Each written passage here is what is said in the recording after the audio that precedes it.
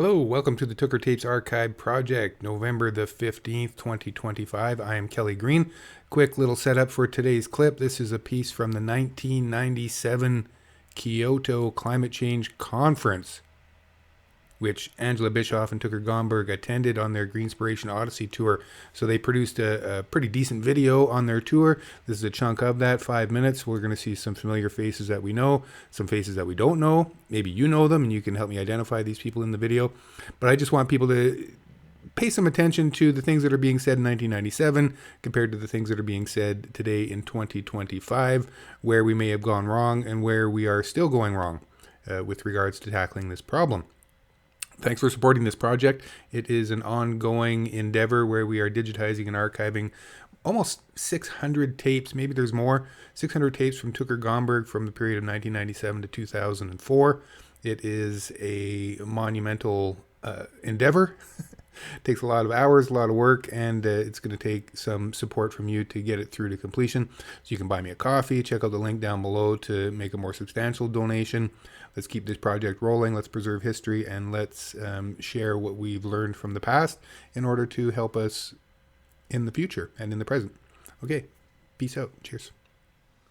With the looming climate crisis, could the nations of the world find ways to dramatically kick the fossil fuel habit? This agreement, if it goes ahead in its present form, will be a cynical betrayal of the world's people and the world's wildlife. And we have very serious questions over the extent to which this actually, rather than reflecting the interests of the citizens of the world, is really reflecting the interests of a few large fossil fuel and car companies. It's time for negotiators to stop letting the fossil fuel interests manipulate these negotiations.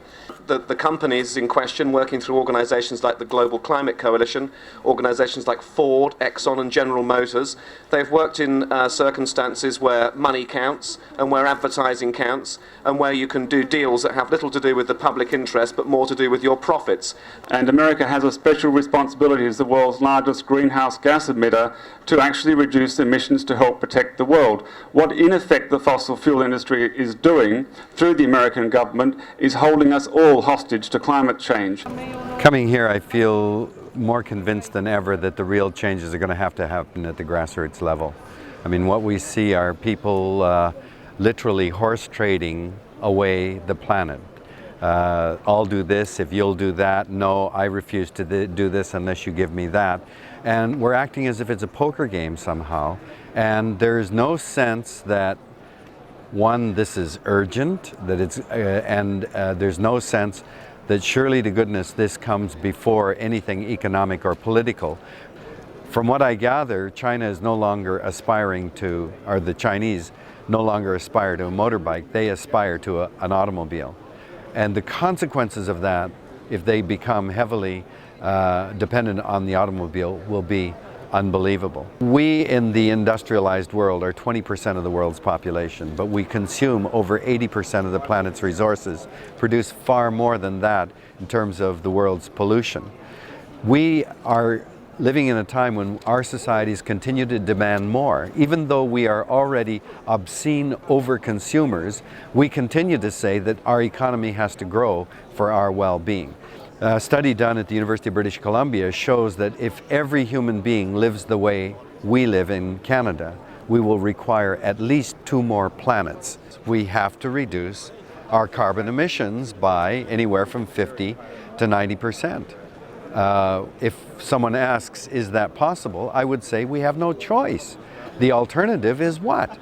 The alternative is a world that is much warmer, and certainly in Canada twice as warm as in the more southern parts of this hemisphere. A world in which the certainty, the reliability of the cycles of nature will be off. A world radically diminished in biodiversity. A world undergoing changes I can't even imagine. But it's very clear that the oil industry was beaten, and beaten badly. What's important is to figure out a way to change the direction. We can't stabilize climate overnight. We can't cut consumption overnight. We can't change in deep ways people's lives overnight. But if we can deflect the trajectory of our current path, then we have at least an outside chance.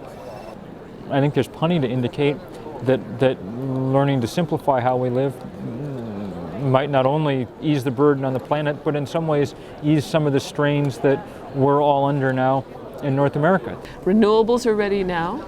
Solar energy is ready. It's what could solve both the problem of climate change and nuclear power at the same time.